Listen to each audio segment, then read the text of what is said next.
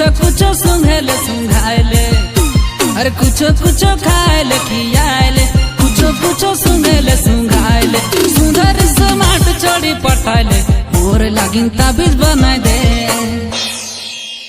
अरे गोर बेटी फूल चढ़ी पटाइले, बढ़िया वाला ताबीज बनाई दे। डोंट वरी बेटा, डोंट वरी बेटा, अरे सबसे पहले बाबू तुम बांधो अपना फेटा, अरे पोछो अपना नेटा, अरे मुँह बारे 5 बार गोड़ करे लेटा, अरे काम बन जाई होले एक जोड़ा घेटा, अरे 10 बोतल खार वाला फूली दारू राना रे, साथे साथे मुर्गी पचौनी के चाखाना रे। ठीक है? ओके बाबा ओके।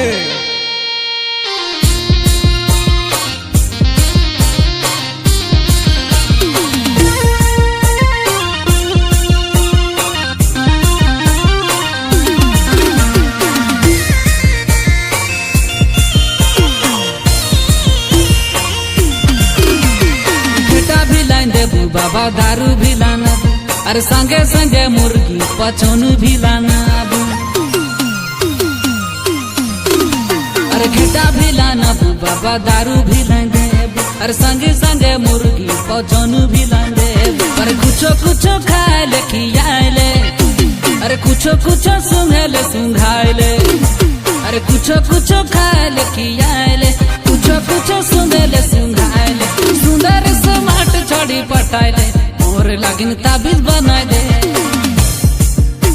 अरे गोर बेटी फूल चढ़ी पटाइले, मोर लागिन ताबीज बनाई दे।